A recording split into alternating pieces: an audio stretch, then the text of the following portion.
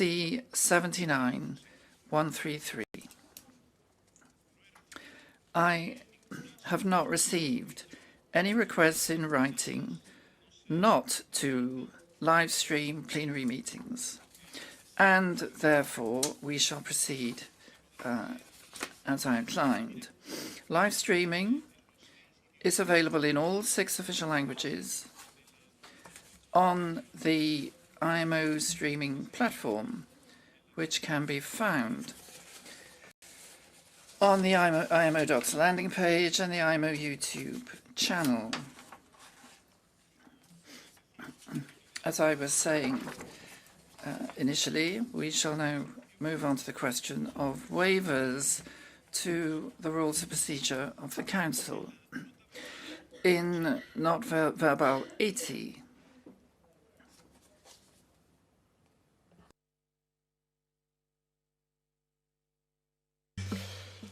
En la nota verbal in Not Verbal 80, announcing the extraordinary session, Council members were informed of the opportunity to comment on the proposed waiver of Rule 3 pertaining to the notification of the holding of a session at least 1 month in advance of the session, and Rule 15 pertaining to the submission of the agenda and supporting documents at least 1 month before the session.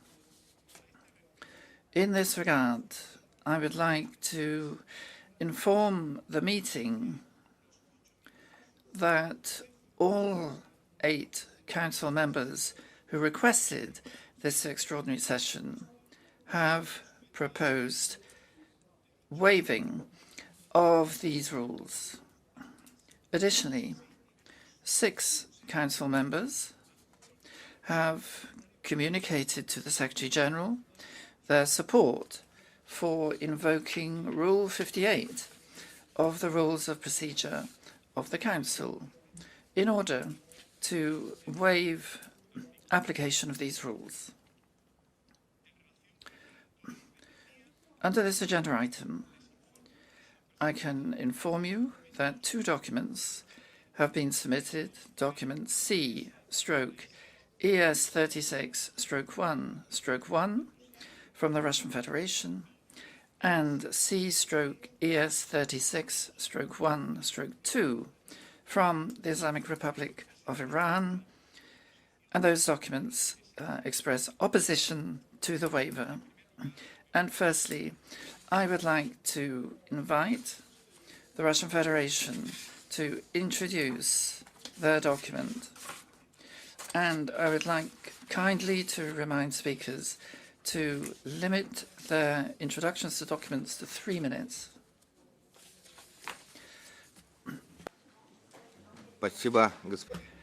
Thank you, Chair.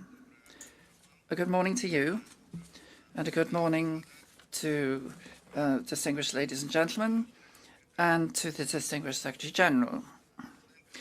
Chairperson, the Russian position on this issue was clearly set forth and presented to the 35th Extraordinary Session of Council in March 2022 in the same document, CS35-1/1.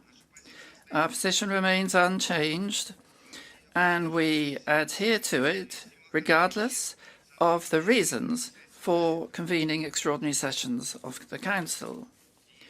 And this position was again enshrined in the document we've submitted to this session. Our delegation consistently draws attention to the need strictly to comply with the rules of our organization, especially the provisions of our founding document, the IMO Convention.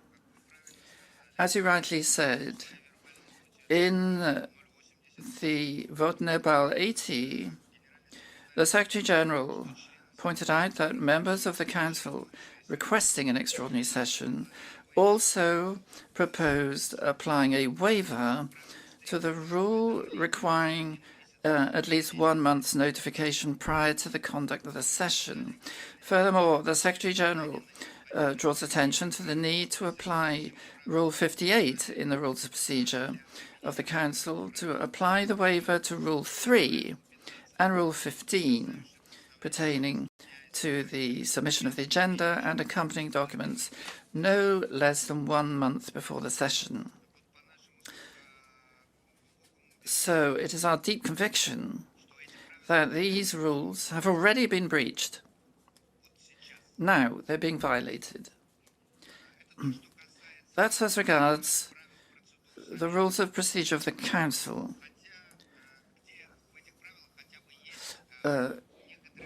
Even if there are certain provisions in the rules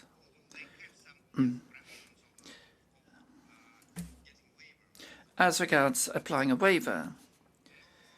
But there are also provisions in the Articles of the IMO Convention in which there are no procedures provided for at all for applying a waiver. And our delegation, once again, requests a clear explanation of the grounds for holding this session in violation of the timeframes set forth in our founding document. And here we need to point out, once again, that immediately we're seeing a violation of a number of articles in the Convention, and we are deeply convinced this is the case. As regards Article 19, there is a multitude of interpretations of the requirement to hold a council session no less than 1 month prior to notification of its convening. So in our opinion, what is most authoritative is the interpretation of the Convention, which has been applied by the Council when it recently revised the rules of procedure of the Council. And then, in that case, when we did that, when the Council did that, all members of the Council present unanimously supported the establishment of a direct and clear-cut linkage between Article 19 of the Convention and Rule 3 of the Rules of Procedure. Rule 3 very clearly applies as well to extraordinary sessions of the Council. It also applies to time issues, or urgent issues.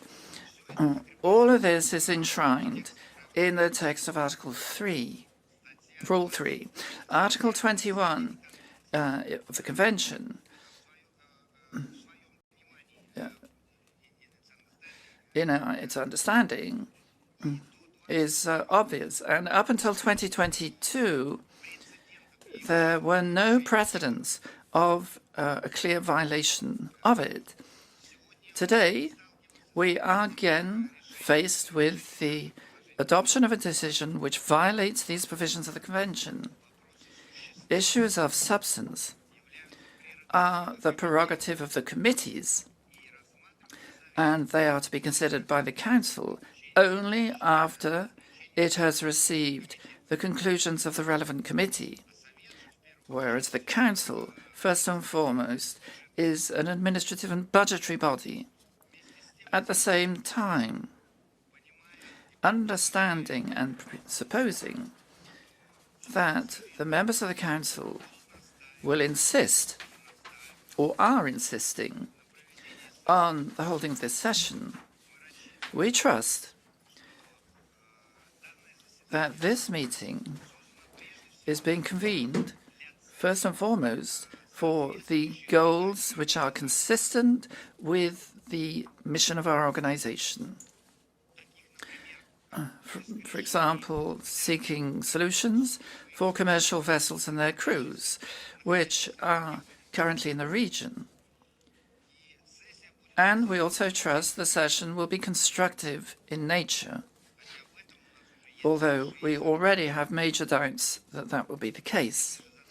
If the task of the session is further politicization of the IMO and foisting upon it functions which are outside its mandate, then, as last time, we reserve the right to consider this session to be null and void in the light of the patent violations of the provisions of the IMO Convention I've mentioned. Thank you.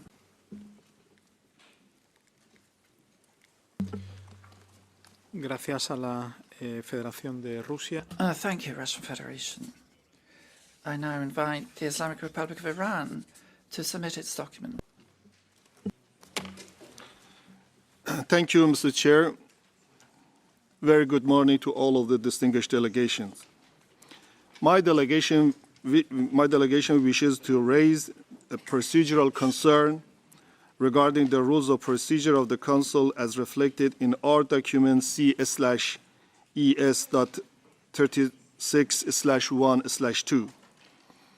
Our concern relates to the procedural basis on which the present extraordinary session has been convened and is now being asked to proceed. First, Article 19C of the Convention on the International Maritime Organization provides that the Council shall meet upon 1 month's notice. This requirement is also reflected in the Council procedural framework. In the same vein, the Rule 15 of the Rules of the Procedure provides that the provisional agenda and the supporting documentation should normally be circulated at least 1 month prior to the session. The Council's established methods of work further reflects the same principle, namely that the members should be given sufficient time to examine documentation, consult capitals and administrations, and prepare informed positions. These requirements are not mere formalities. They constitute essential safeguards of the transparency, equal participation, and orderly conduct of the Council's work. This substantial departure from the directly affects of the ability of the members to participate effectively and on the informed basis. Second, while reference may be made to Rule 58 concerning the suspension of the rules of the procedure, such a measure is necessarily exceptional in character and cannot be treated as a routine. In this regard, my delegation wishes to recall Rule 59, which clearly provides that in the event of any conflict between the rules of procedure and convention, the convention shall prevail. Accordingly, procedural flexibility under the Rule 58 cannot be interpreted in the manner that would set aside the explicit requirement established in Article 19C of the Convention. Moreover, where exceptional procedural departures are contemplated, they should rest on full transparency and clear agreement among the members, not on the implied or assumed consent. Third, my delegation wishes to recall that the Article 21C of the Convention, under which matters falling within the scope of the maritime safety are to be considered by the Council only after the obtaining of the views of the relevant technical committees. As the present agenda item concerns the safety of the shipping and seafarer, the views of the Maritime Safety Committee should, in our view, be obtained before the Council proceeds further. In this context, it remains unclear whether any procedural waiver, if assumed, has also been considered in the respect of this institutional requirement. For this reason, my delegation considers the present consideration of this item to be procedurally premature. Accordingly, my delegation proposed that the Council defer the consideration of this matter pending compliance with the applicable procedural requirements and prior examination by the relevant technical committee. This procedural position is without prejudice to the substantive position of my delegation. Thank you, Mr. Chair.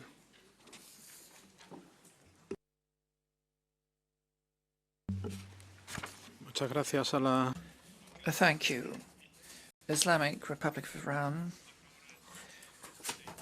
I now open the floor for comments, if any, with regard to the waiver to the rules of procedure.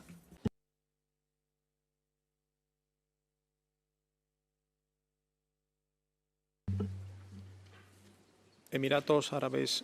The United Arab Emirates. Shukran. Thank you, Chair. We would like to welcome all delegations. Good morning, everyone. Chair, this delegation fully understands the concerns raised in the documents submitted under this agenda item, highlighting the potential breaches of the IMO Convention 1948 and the Council Rules of Procedure in respect of convening the 36th extraordinary session of the Council without adhering to the general notice periods of 1 month. However, this is not the first time the Council is convening an extraordinary session with less than a month's notice. Indeed, this has occurred at least 4 times in the IMO's history, with the session prior to this one, which is the 35th extraordinary session of the Council, so it was convened under similar circumstances as necessitated by the material conditions then unfolding that required the Council's urgent intervention. Chair, the convening of such sessions on an urgent basis are enabled by the rule pertaining to waiver. This is to ensure the Council's expeditious functioning when extraordinary circumstances, such as those that warrant this session, occur. And it is owing to this mechanism that measures proposed in the 35th extraordinary session, such as the establishment of a maritime safety corridor, yielded the outcome so as to protect navigational freedom and the safety and security for seafarers. Therefore, UAE welcomes the convening of the 36th extraordinary session of the Council. In addition, this delegation wishes to draw the attention of the Council that this matter was extensively discussed during the opening of the 35th extraordinary session of the Council, and that the Council noted the concerns raised. Should there be a need to amend some of the provisions of the IMO Convention, we consider that it would be appropriate to submit proposals to the Council for future consideration. Thank you, Chair.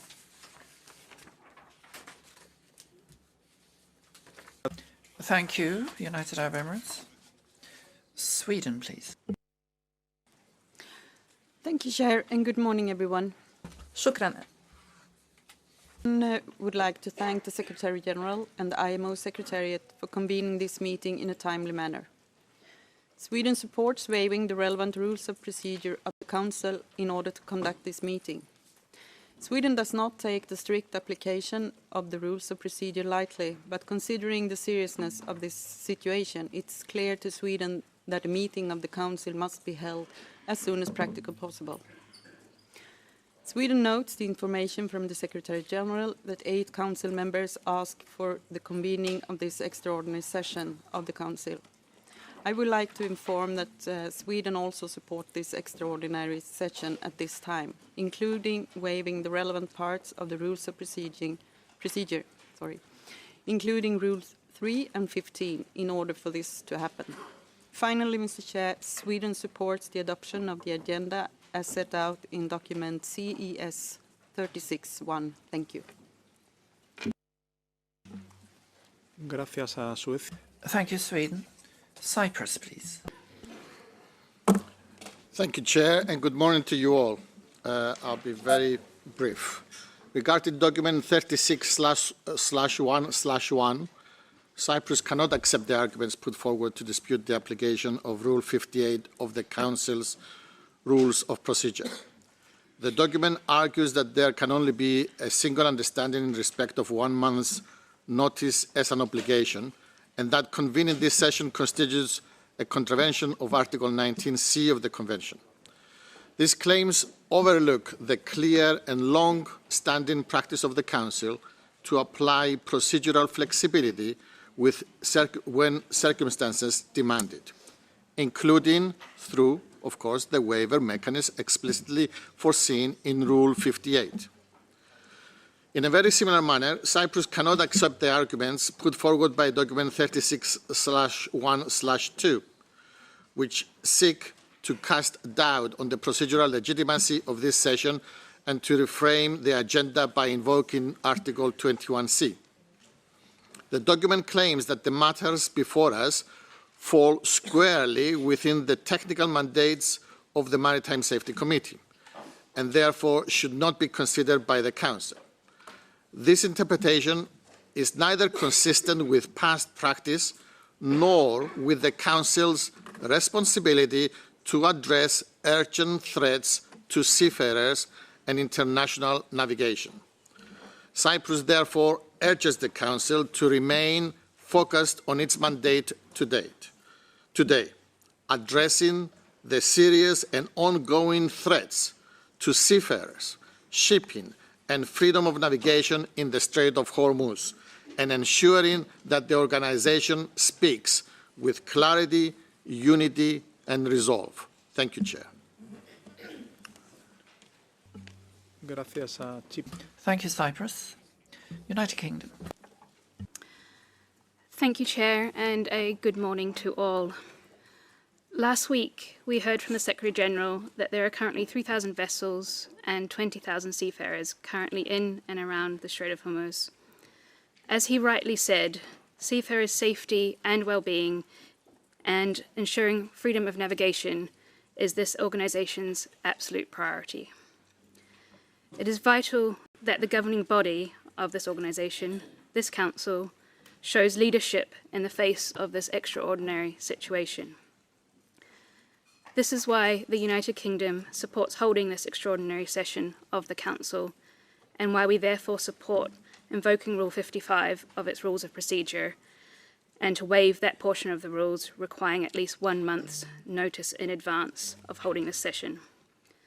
As others have said, there is precedent for this, and it is important that, as a Council, we show flexibility when circumstances require it.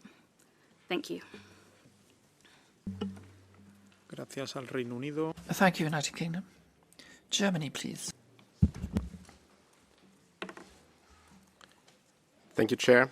As mentioned by previous Council members, the exceptional circumstances in the Strait of Hormuz call for the IMO Council to be convened as soon as possible. The current situation requires an immediate reaction from the IMO Council. Germany agrees to suspend Rule 3 and Rule 15 in accordance with Rule 58 of the Rules of Procedure of the Council. Germany fully adheres to the IMO Convention as well as the Rules of Procedure of the Council. The UAE has already elaborated on the mechanism of Article 19C of the IMO Convention as well as Rule 3 and Rule 58. Hence, I won't repeat this. A decision to suspend rules shall only be taken in extraordinary cases. This has been done in the past, at least at the last 2 extraordinary sessions of the Council. Again, we are facing an urgent situation, the potential high risk of danger to the lives of seafarers and the interruption of shipping lanes in the Persian Gulf. IMO, as the United Nations specialized agency dealing with seafarers, should react without any delay to the desperate situation in that region. Article 26 of the IMO Convention states that the Council shall perform all the functions of the organization between the sessions of the Assembly, in particular the coordination of the activities of the organs of the organization. The function of the organizations are set out in Article 2 and Article 15 regarding the functions of the Assembly. The Assembly and the Council, as political bodies of this organization, are in the position to make any recommendations upon matters arising under Article 1A, B, and C. Therefore, the Council is in the position to deal with any matters of urgency, especially when more than one organ of IMO is affected, and when the issue is also of political nature and not only a technical one. IMO and its organs should at all times be able to act, especially in cases of urgency and emergency. To act without delay is and should be one of the institutional strengths of the IMO. Consequently, this delegation does not see a violation of Article 21C and Article 28 of the IMO Convention. If the Council would not act swiftly because of the 1 month period notice, the lives of seafarers in this region would be ignored and IMO could lose its good reputation in the world. The IMO, as an organization of the United Nations, is based on the principle of cooperation between the member states to avoid conflicts and find consensus solutions. Germany appeals to all member states of this organization to cooperate and to allow this extraordinary session to proceed for our seafarers. Thank you, Chair. Gracias, Thank you, Germany. China, please. Thank you, Chair. Good morning to you all. We first of all would like to thank the relevant parties for submitting documents under this agenda item.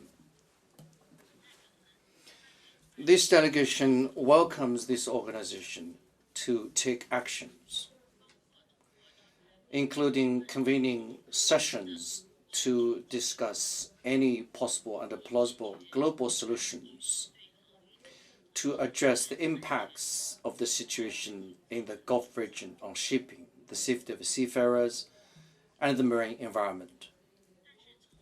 However, from a procedural perspective, what we need to do is to act in accordance with the requirements of the IMO Convention and the rules of procedure. Article 19C of the IMO Convention and Rule 3 of the Council's Rules of Procedure clearly stipulate the requirement of 1 month of notice. Although Rule 58 of the Rules of Procedure allows the Council, by a majority decision, to suspend the application of a specific rule, we would like to emphasize that Rule 59 also establishes the overriding authority of the IMO Convention, namely that in the event of any conflict between any provision of these rules and any provision of the Convention shall prevail. Furthermore, in accordance with Article 21C of the Convention, substantive matters such as maritime safety and environmental protection shall be considered by the Council only after obtaining the views of the relevant technical committees. This requirement is set out in the Convention rather than in the Rules of Procedure. Therefore, this requirement is not subject to any waiver. In our view, the requirement of 1 month's notice provides member states with sufficient time to prepare for meetings, conduct domestic consultations, and comment on the documents. And this is an essential condition for ensuring a successful session. Let's look back to 4 years ago. This delegation recalls that in 2022, at the 35th extraordinary session of the Council, a similar debate took place.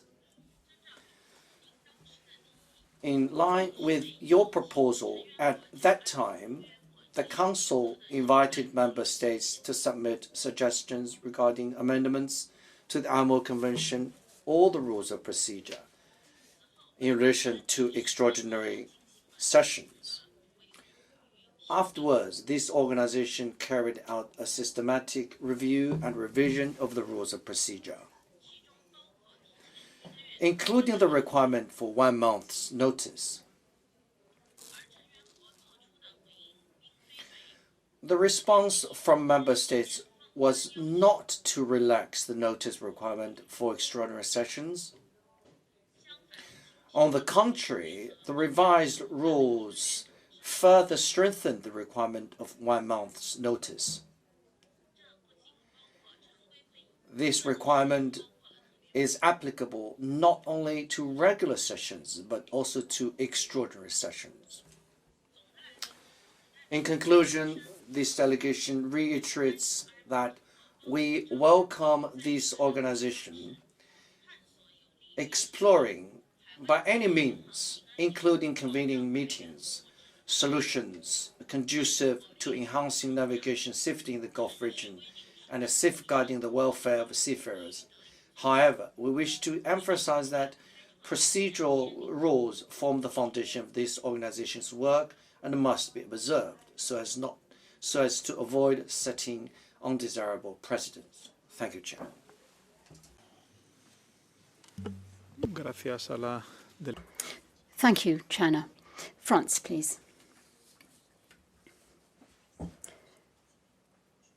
Thank you, sir, and good day to you all. France is one of the 8 members who requested the convening of this 36th Extraordinary Council session at IMO because we find ourselves in an exceptional, a grave and urgent situation affecting maritime safety and the safety of seafarers as well as freedom of navigation, all of which fall within the IMO's purview. Therefore, this matter must be considered by the organisation as soon as possible without awaiting a month, given the growing difficulties for stranded seafarers. The IMO Council cannot and must not remain silent and wait before meeting because of procedural issues with regard to a situation which is affecting on a daily basis safety and security of global shipping. Council has in the past considered such situations, as has been recalled, and we therefore believe that this situation is perfectly legitimate.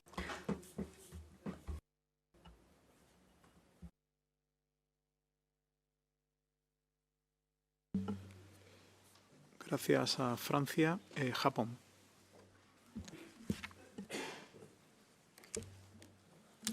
Thank you, Chair. And alongside the previous speakers, we would like to express our support for convening an extraordinary session in the manner articulated in Circular Letter number 5148, given the need and the urgency of the situation. We are deeply saddened by a series of fatalities and injuries resulting from attacks on merchant vessels in the Strait of Hormuz, and firmly believe that ensuring freedom of navigation as well as the safety of vessels and seafarers is a matter of vital interest to all nations. In this regard, we recognize that an extraordinary session of the Council is not a forum for discussing geopolitical issues, and that convening a meeting as a matter of urgency to discuss maritime safety in the current circumstances does not constitute unfair treatment of any particular country, and we therefore support its convening. Thank you. Gracias a Japón. Thank you, Japan. Saudi Arabia. شكرا سيد الرئيس وصباح الخير لكم جميعا. Thank you, sir. And a good day to you all. I will be brief. We are one of the 8 members requesting the convening of this extraordinary session of Council, and our delegation has listened carefully to statements made by preceding speakers. We would like to agree with what has been said. We, of course, must fully comply with the rules of the organization. Numerous reasons have been advanced, and I'm not going to repeat them, to explain the importance of the convening of this extraordinary session, and we fully support this approach for the 36th extraordinary session of the IMO Council, and we call on other members of the Council to lend their support to this. Thank you. Gracias, Arabia Saudí. Thank you, Saudi Arabia. The Republic of Korea. Thank you, Chair. The Republic of Korea believes that, given the urgent situation in the region, due consideration should be given to the urgency of discussion on ensuring the safety of seafarers and ships. Therefore, the Republic of Korea would like to inform the Council that we support the convening of the 36th Extraordinary Session of the IMO Council. Thank you, Chair. Gracias, República. Thank you, Republic of Korea. Australia, please. Thank you, Chair. Australia condemns Iran's attacks against countries in its region, including those listed in Security Council Resolution 2817, and Iran's attacks on merchant vessels in the Gulf region. These attacks are a dangerous escalation and threaten the lives of innocent seafarers, the safety of merchant shipping and the marine environment. Australia, together with many others, joined the United Arab Emirates' request for today's extraordinary session because we cannot stand by while threats to the lives of seafarers and the safety and security of global maritime trade intensify by the day. This Council has a responsibility to act urgently and decisively. Australia notes Russia's paper under this item, and Australia once again condemns Russia's unprovoked and unjustified full-scale invasion of Ukraine. This meeting was called because we must urgently act to address threats to the lives of seafarers and the safety and security of global maritime trade. This Council has dealt with urgent matters on short timeframes in the past. We must do so again.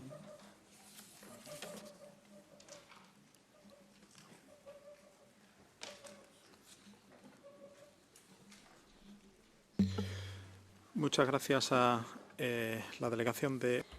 Thank you, Australia.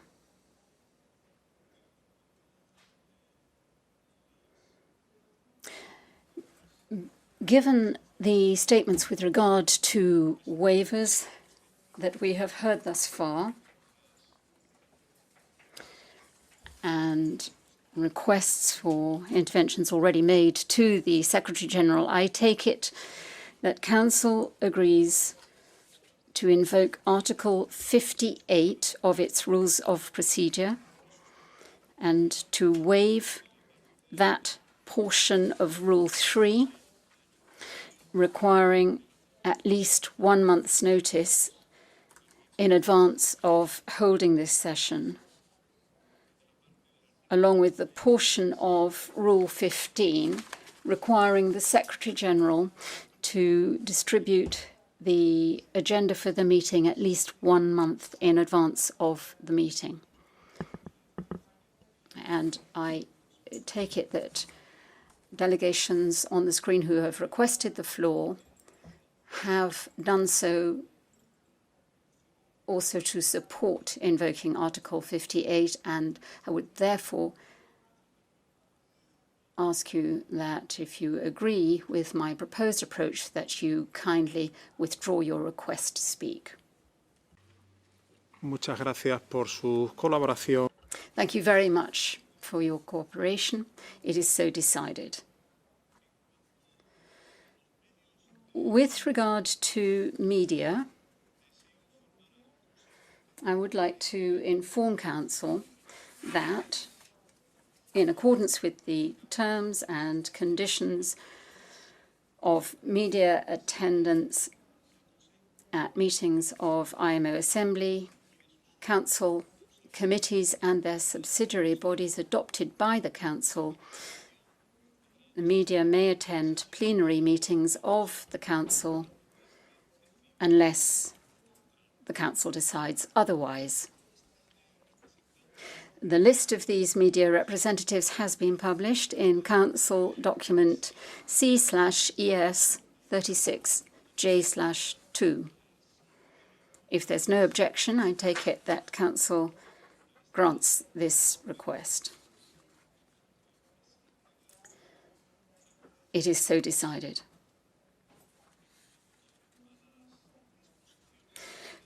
Turning to meeting arrangements, as per Rule 4 of the Rules of Procedure of the Council, sessions of the Council shall be held in person at the organisation's headquarters, supported by hybrid meeting capabilities, unless convened elsewhere, in accordance with a Council decision. All Council members who've registered on the online meeting registration system will be deemed to be present within the meaning of Rule 40.1 of the Rules of Procedure of Council. I therefore now declare the 36th Extraordinary Session of the Council open. I'd like to inform the Council that working hours for plenary are as follows. The morning meeting will run from 9:30 to 12:30 p.m. with a coffee break from 11 to 11:30, and the afternoon session from 2:30 to 5:30 p.m. with a tea break from 4 p.m. to 4:30 p.m.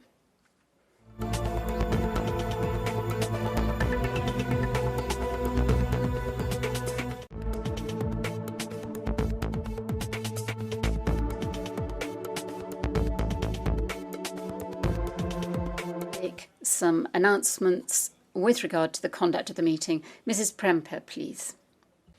Thank you, Chair, and good morning to everyone. The first announcement relates to the seating arrangements and country nameplates. As is customary, Council members have been seated in the middle part of the room and observer delegations on either side. Can we kindly request delegates not to move the country name cards from the assigned places, as it impacts the request to speak and the conduct of the meeting? Regarding hybrid capabilities, the guidance on hybrid capabilities is available in Circular Letter number 4627, Guidance on the Use of IMO Hybrid Meeting Capabilities. The guidance on the single request to speak with a tutorial video is also available on the IMO Docs Hot Topic page.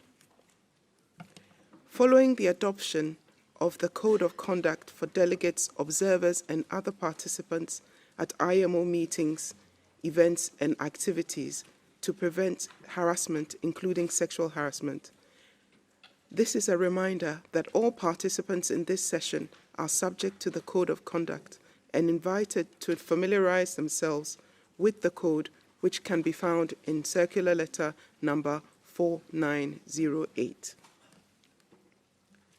We would also kindly like to request delegations to send any statements or remarks as far in advance as possible to statements@imo.org. And in the email subject, please specify the meeting, delegation, and agenda item the statement relates to. And this will greatly assist the interpreters in their work. For housekeeping matters and additional information for participation in IMO meetings, these have been shown on the screen, and they can also be found on IMO Docs. May I take this opportunity to request delegates that have not already done so to kindly submit their credentials as soon as possible. Thank you, Chair.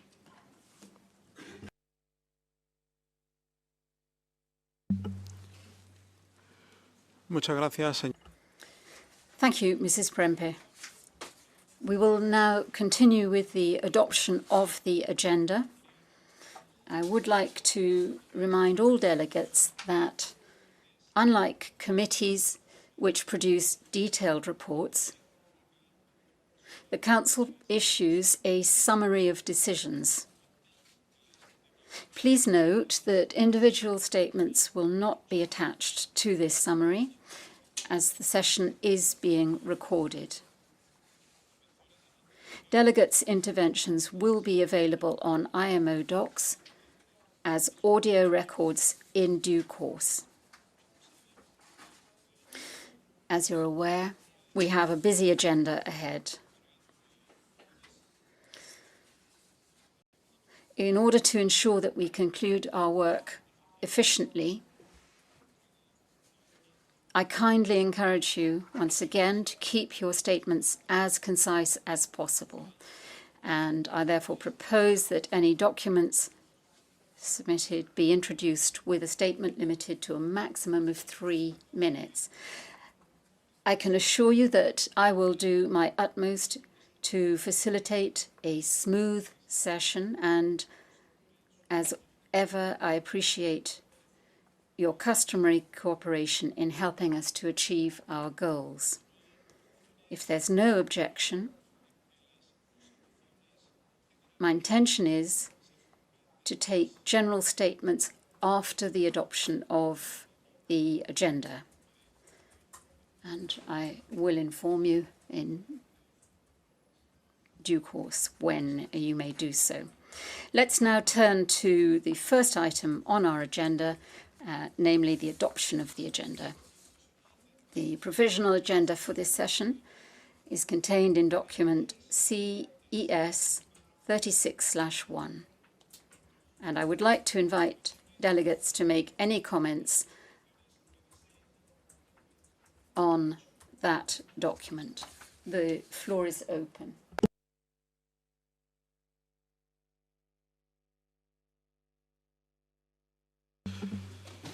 Entiendo que el Well, I take it that Council agrees to the adoption of the agenda for this session, and if there is no objection, it is so decided. As I was saying, before we have general comments, I'd like firstly to invite the Secretary General to make his introductory remarks. You have the floor, sir.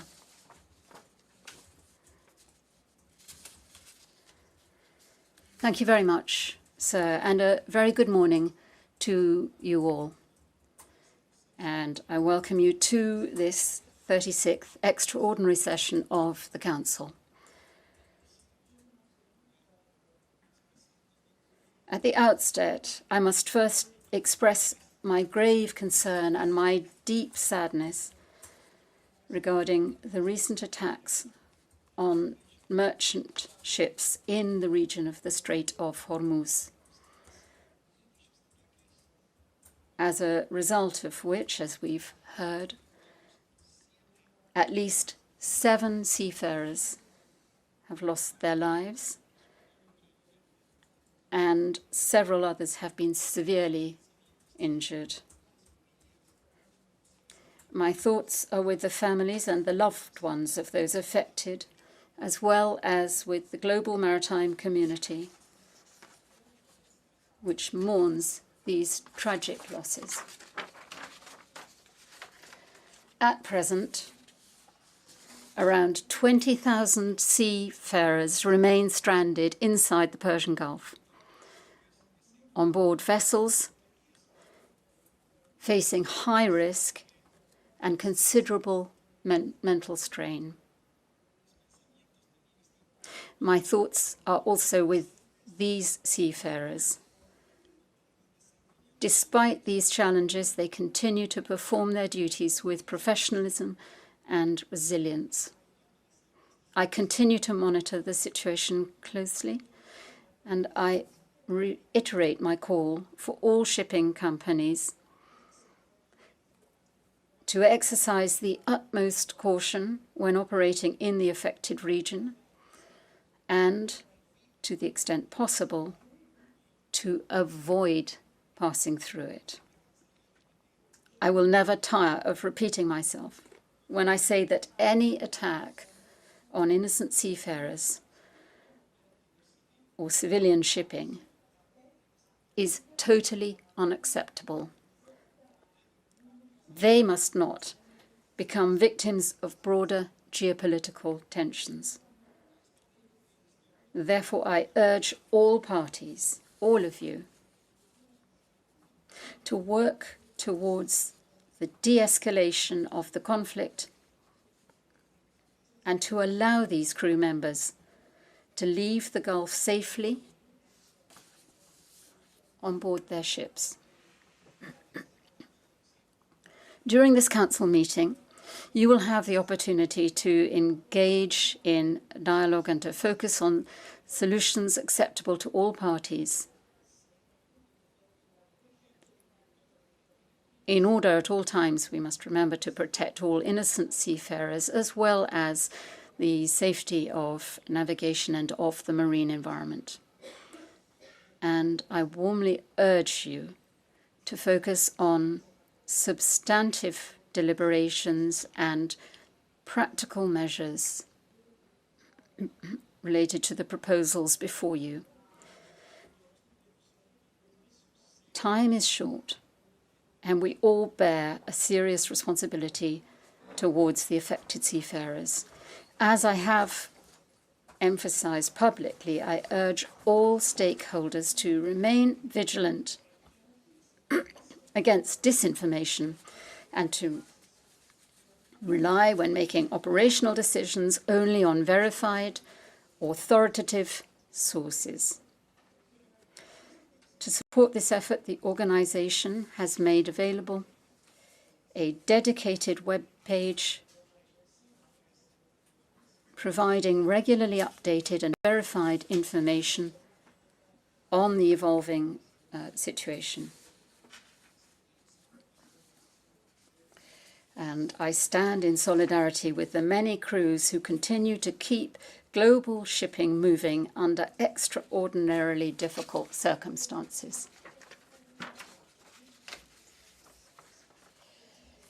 This situation is unacceptable and unsustainable.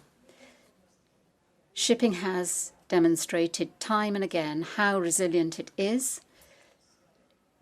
but geopolitics are testing the sector to the limit. And every time that shipping is used as collateral damage in these conflicts, the whole world is negatively affected, from the global economy to food security, which underscores the importance of freedom of navigation, of seafarers, and of the sector as a whole. I am confident that under the able leadership of your chair, Mr. Victor Jiménez Fernandez of Spain, and your vice chair, Mrs. Amane Fetala of Morocco, the Council will achieve its goals. And of course, you can continue to count on the full commitment and support of the Secretariat and myself in the course of your work and subsequently. Thank you very much, sir. Muchas gracias. Thank you, Secretary General. And I do trust that your remarks will be taken into account by delegations in the course of this extraordinary session of the Council. I'd now like to open the floor for general statements and would remind you again of the need to keep your interventions to a maximum of 3 minutes. The United Arab Emirates, please. شكرا السيد الرئيس. Thank you, Chair.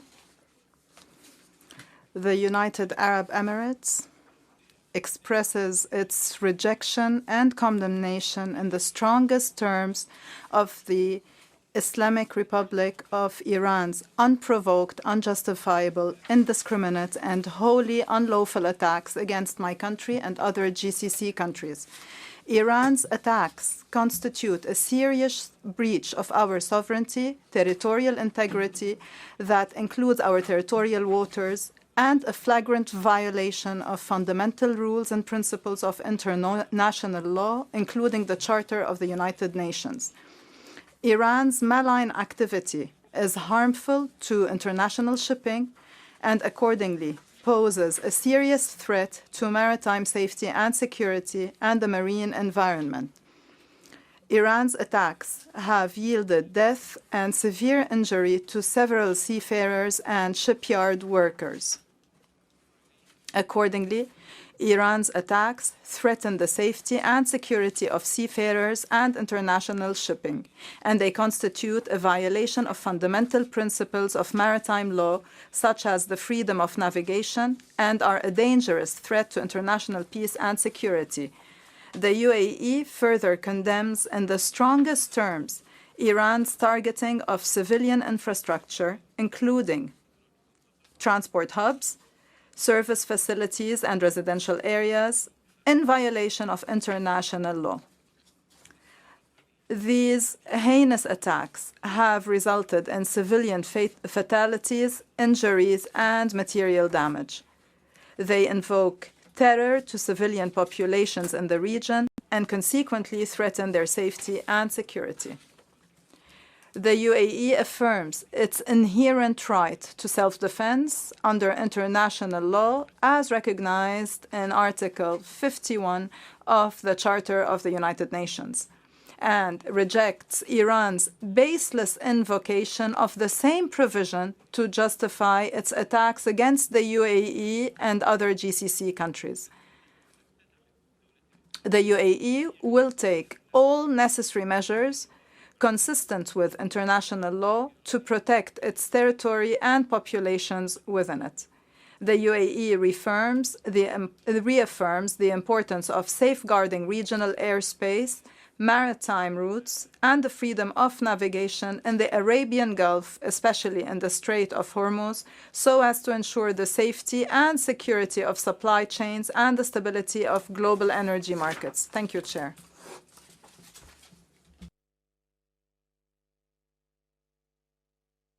Gracias a Emiratos Árabes. Thank you to the UAE. Indonesia, please. Thank you, Chair. Indonesia is closely following recent incidents affecting commercial shipping and seafarers along key maritime routes. These incidents serve as a stark reminder that tensions in critical maritime corridors can have far-reaching implications for international shipping, global supply chains, and energy security, impacting not only the immediate region, but also countries such as Indonesia. In this regard, Indonesia expresses its deep concern over the incidents affecting merchant vessels and the growing number of innocent seafarers who have become victims. We extend our deepest condolences to the families and loved ones of those who have lost their lives. Indonesian seafarers have also been affected, and we sincerely hope that no further lives will be placed at risk. Indonesia recalls the Secretary General's clear message that there can be no justification for attacks against seafarers and commercial shippings under any circumstances. Seafarers play an indispensable role in sustaining global trade, and their safety, protection, and well-being must remain a top priority for the international maritime community. We also wish to underline our particular concern for Indonesian seafarers who represent a significant portion of the global maritime workforce. As one of the world's major seafarers supplying countries, Indonesia places the highest importance on ensuring that seafarers can carry out their duties in a safe and secure working environment. Indonesia calls upon all states to fully comply with their obligations under international law, including relevant IMO instruments, to ensure the safety of navigation, maritime security, and the protection of marine environment. All parties and stakeholders must take the necessary measures to ensure that commercial shipping and seafarers are not exposed to risks arising from heightened tensions. Indonesia also reiterates the importance of maintaining freedom of navigation and safeguarding the stability of critical maritime routes, which are essential for global trade and energy security. At the same time, Indonesia believes that discussion within the Council should remain focused on the IMO's technical mandate, particularly in addressing risks to maritime safety and the protection of seafarers, as well as identifying practical measures to prevent further incidents and avoid escalation at sea. In this context, Indonesia underscores the importance of restraint and constructive dialogue among all parties. We support continued monitoring of the situation within the IMO framework to ensure that maritime safety and the protection of seafarers remain at the forefront of our collective efforts. Thank you, Chair. Thank you. Indonesia. Egypt, please. شكرا السيد الرئيس. Thank you, Chair. Firstly, I would like to express the solidarity, full solidarity of Egypt with our fraternal countries in the Gulf and with the citizens of the UAE, Jordan, and Iraq. And I would like to express condolences to the martyrs and those wounded in these attacks. And we hope to see early recovery of all of the injured. Here we wish to emphasize that Egypt resolutely and wholeheartedly condemns the Iranian attacks against the countries of the Gulf and against the Hashemite Kingdom of Jordan, as well as the sister Republic of Iraq. We see no justification to warrant these attacks on the territorial integrity of fraternal countries in the region. Chairperson, the escalation we're witnessing in the region compels us to resort to the path of diplomacy and the wisdom of dialogue to contain that escalation.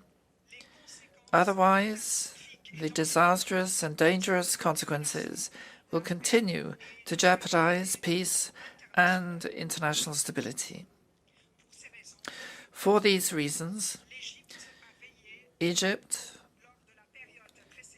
in the previous period, has sought to conduct intensive consultations, large-scale, widespread consultations with the various stakeholders and the fraternal countries in the region and internationally. And the aim of those consultations and negotiations has been deconfliction and de-escalation in order to avoid a spread of the conflict. The ultimate goal is to protect the safety and security of international shipping and the safety and security of international maritime routes so that there may be a normal flow of shipping traffic through those essential waterways and ultimately guarantee the safety of seafarers and sailors.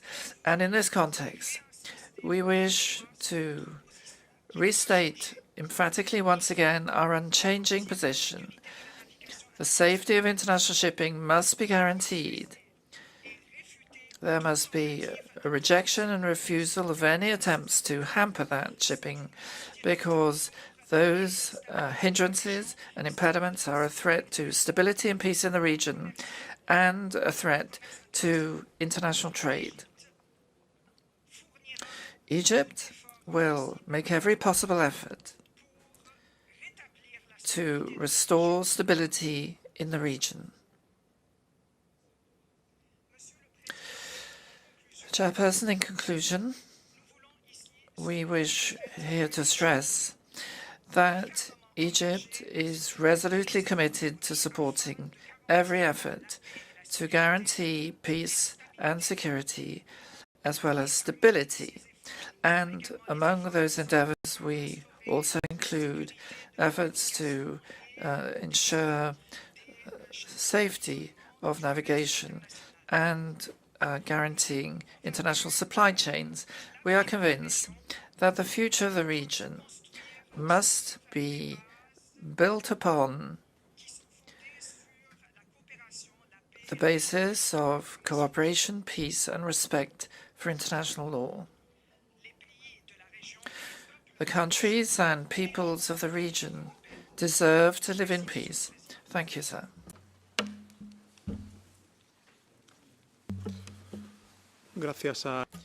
Thank you, Egypt. Peru, please. Thank you, Chair.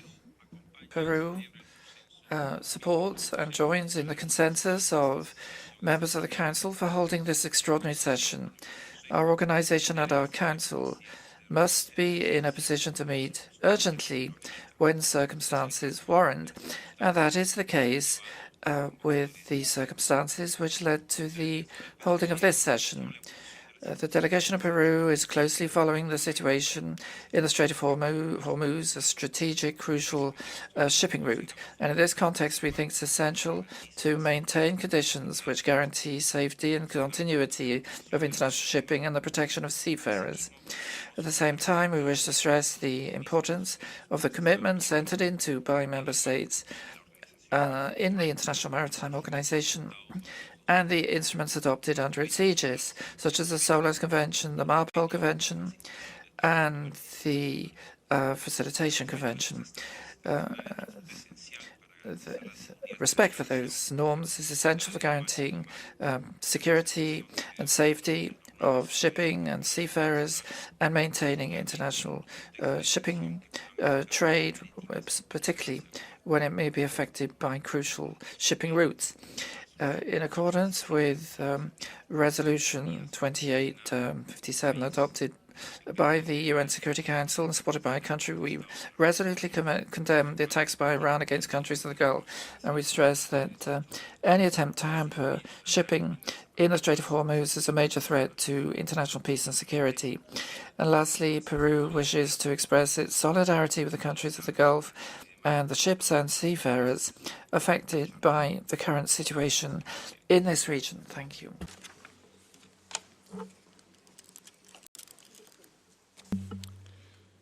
Gracias a Perú. Thank you, Peru. Saudi Arabia, please. سيد الرئيس. Chair, Secretary General, Excellencies, Member States present and online. Peace, mercy, and blessings of God be upon you. At the outset, I would like to express the Kingdom of Saudi Arabia's appreciation to the International Maritime Organization and to the Secretary General for their continuous efforts in supporting the security and safety of maritime navigation during these delicate times in which the world and the region are witnessing serious tensions affecting the stability of seas and vital waterways. Chair, this delegation reiterates the Kingdom's officially declared and firm position, its unequivocal condemnation of the wrongful Iranian attacks against the Kingdom, the Gulf Cooperation Council states, and a number of Arab, Islamic, and friendly countries. These attacks are utterly unacceptable and unjustifiable under any circumstances, and the Kingdom affirms its full right to take all necessary measures to safeguard its security, sovereignty, and the safety of citizens and residents, and to deter aggression. Attacks targeting civilian infrastructure, airports, and oil facilities demonstrate nothing but a persistent intention to threaten security and stability in blatant violation of international norms and international law. The acts of aggression that have targeted commercial vessels in the region, tragically resulting in the loss of innocent seafarers' lives and injuries, are particularly alarming. And these attacks constitute a serious violation of state sovereignty, blatant breach of UN Charter and international law, a direct threat to freedom of navigation and safety of maritime routes, and a dangerous attempt to disrupt the flow of global trade and energy, including through threats to the Strait of Hormuz. Chair, These repeated attacks come at a time when the world is already facing major challenges to international navigation. The Kingdom expresses deep concern regarding this dangerous escalation, its direct threat to commercial vessels and seafarer safety, and its negative impact on global supply chains. The Kingdom's position is firmly grounded in the principles of international law, foremost among them the United Nations Convention on the Law of the Sea, which enshrines key principles including freedom of navigation for all, the prohibition of the use of force against civilian vessels, and the responsibility of coastal and flag states to ensure the safety of navigation within their areas of responsibility.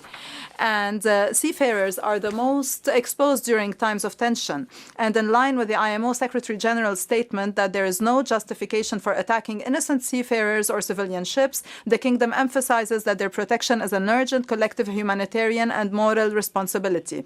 Excellencies, from its strategic position and regional and international role, the Kingdom of Saudi Arabia continues its efforts to strengthen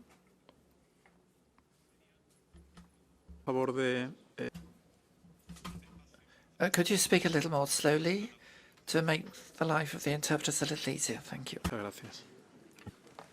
شكرا سيد الرئيس. Thank you, Chair. Yes, I will do that. Excellencies, from its strategic position and its regional and international role, the Kingdom of Saudi Arabia continues its efforts to strengthen maritime security through enhancing maritime surveillance, sharing information, raising readiness and response to threats, facilitating the smooth flow of global trade through safe and stable waterways. In conclusion, Chair, the Kingdom reaffirms the importance of protecting regional airspace, maritime passages, and freedom of navigation, as well as ensuring the stability of energy markets and global supply chains. And Saudi Arabia will continue to act as a responsible partner committed to maritime safety, the protection of life, and support for an international system based on law and collective cooperation. Thank you, Chair, and apologies to the interpreters for reading very fast. Muchas gracias. Thank you, delegation of the UAE, and to the interpreter team for the wonderful job you're doing today. That's the chair. The interpreters thank the chair. Delegation of Qatar, please. بسم الله الرحمن الرحيم. سيد الرئيس. In the name of God, the merciful and compassionate, Chair, the State of Qatar wishes to express its deepest gratitude and appreciation for the holding of this extraordinary session. We would like to thank the Secretary General of the IMO for his efforts to track closely the grave events affecting the safety and integrity of international shipping. Qatar resolutely condemns the attacks and threats from the Islamic Republic of Iran perpetrated against merchant vessels and seafarers, as well as shipping infrastructure in the region, especially the Strait of Hormuz. These threats and attacks are a flagrant violation of international law and the principles of freedom of navigation. Qatar also condemns the attacks which targeted Qatar and the countries of the Gulf Cooperation Council, as well as the fraternal Hashemite Kingdom of Jordan, which are attacks on the on sovereignty and a violation of the UN Charter. We commend the adoption of Resolution 2817 of the UN Security Council, which condemned these attacks and stressed the need to respect freedom of navigation and respect international law.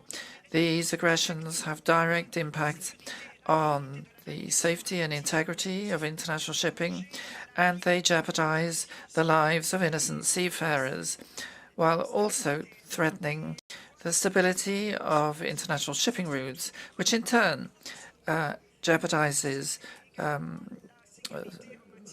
supply chains as well as energy supplies. And in this regard, we stress the need for protection of seafarers and protection of the safety and integrity of international shipping and freedom of navigation, especially in the Strait of Hormuz, in accordance with international law. And there should be refraining from any threats or attacks hampering such commerce. And we would like to support the efforts of the Organization of the Member States to enhance security in the region. Muchas gracias a Qatar. Thank you, Qatar. Morocco, please.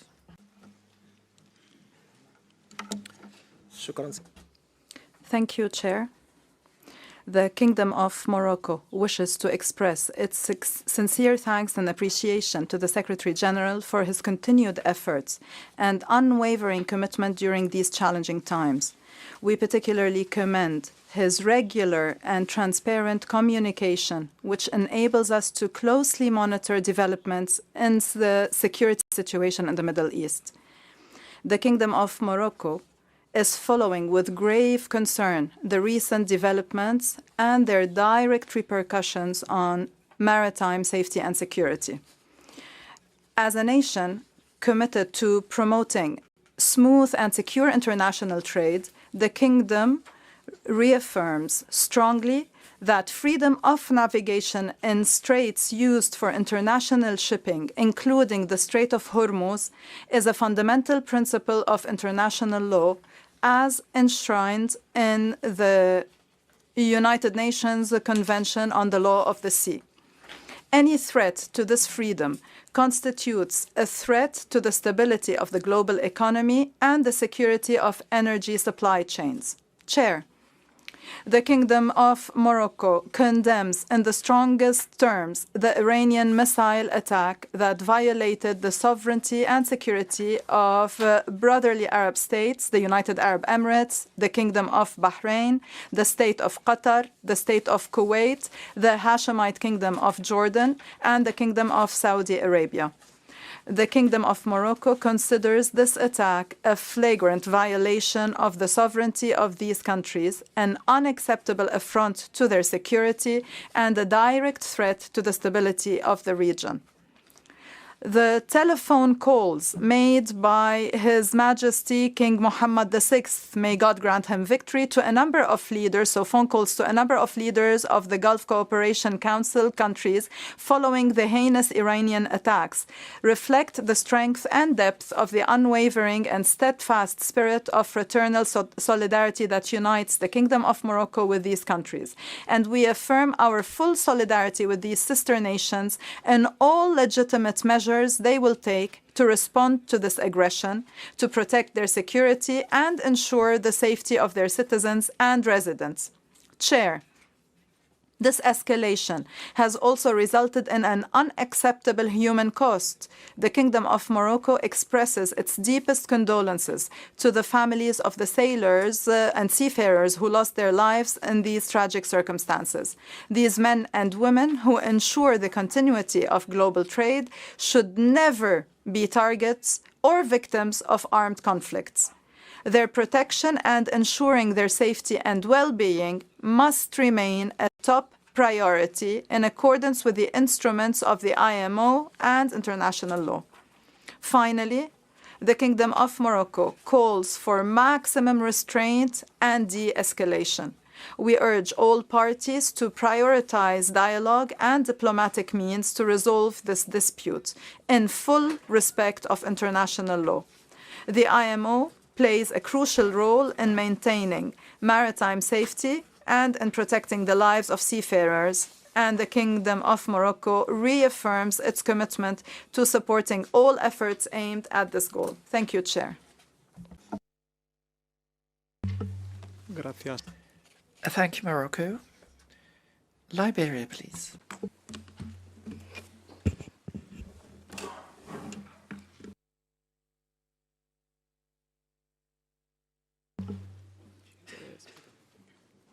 ¿Puede volver a solicitar la palabra? Could you request the floor again, please?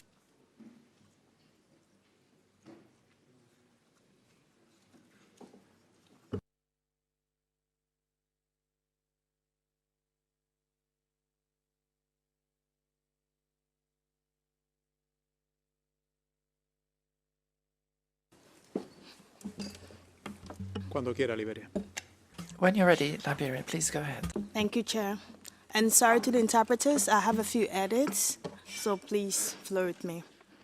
The delegation of Liberia welcomes the convening of the 36th Extraordinary Session of the IMO Council in light of grave development unfolding in the Arabian Sea, the Sea of Oman, the wider Gulf region, particularly in and around the Strait of Hormuz, where commercial vessels transiting these waterways have been subject to strikes.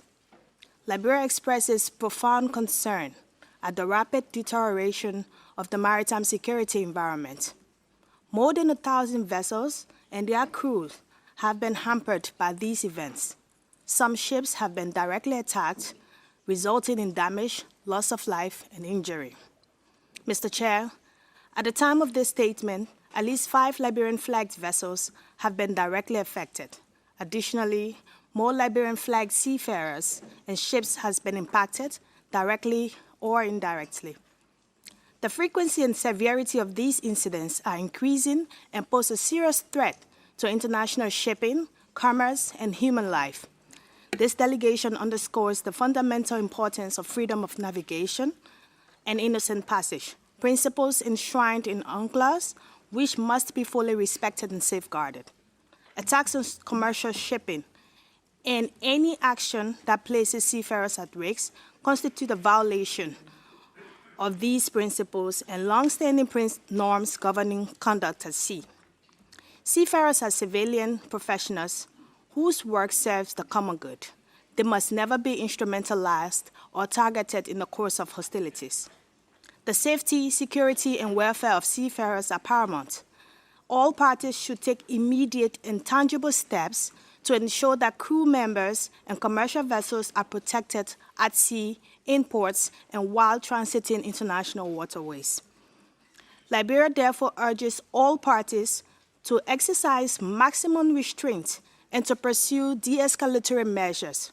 We call for immediate cessation of attacks on commercial shipping, full respect of international maritime law, including UNCLOS and applicable rules governing passage through straits used for international navigation. Enhanced cooperation among states and the IMO and relevant international organizations to restore safe navigation to protect seafarers, and the use of diplomatic channels, third-party mediation where necessary, and confidence-building measures to reduce tensions and prevent further escalation. Liberia stands ready to cooperate with member states and international partners in action to protect civilian mariners and preserve the uninterrupted flow of legitimate commerce. In protecting seafarers and safeguarding open sea lanes, the international community defends both human life and rule-based order that underpins global trade and stability.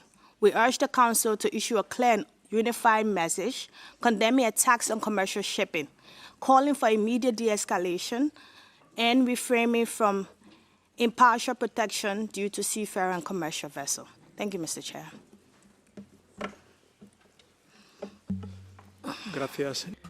Thank you. Liberia, Spain, please.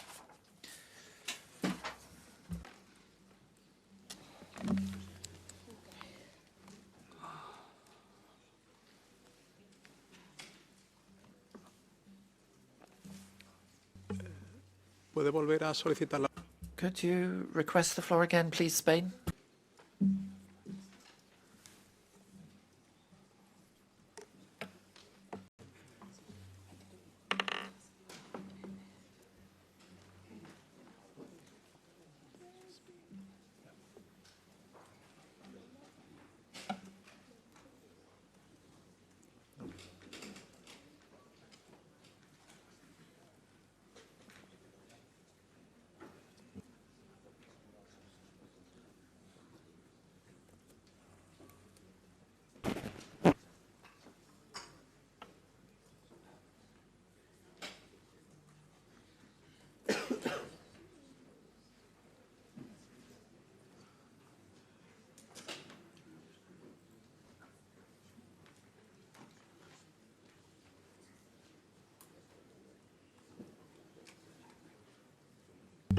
Ruego nos disculpen un segundo. My apologies. We're trying to resolve the problem of requests for the floor.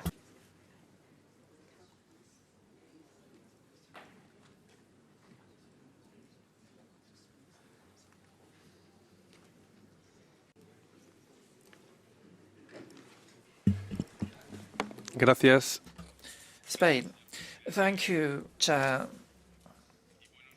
and a good morning to all delegations. Spain is tracking with enormous concern the evolution of the situation in the Middle East. And Spain wishes to convey its solidarity with the message and words expressed by the Secretary-General and endorse his concerns. The position of Spain in this conflict has been clear from the outset. Our country champions international law, de-escalation, a return to the negotiating table, and peace. We take advantage of this opportunity to convey Spain's support for and solidarity with the countries most affected by regional destabilization in the Middle East, and to restate our firm conviction that it is only through dialogue and diplomacy that stability and peace, which we all wish to see, will be reached in the Middle East. We demand maximum restraint, the protection of civilians and of civil infrastructure, and full respect for international law, international humanitarian law, and the obligation to comply with the principles of the United Nations Charter. And we wish to recall the most vigorous condemnation of the attacks perpetrated by the Islamic Republic of Iran against the territories of member states of the Gulf Cooperation Council and Jordan, as was set forth in Resolution 2817 of this year of the UN Security Council.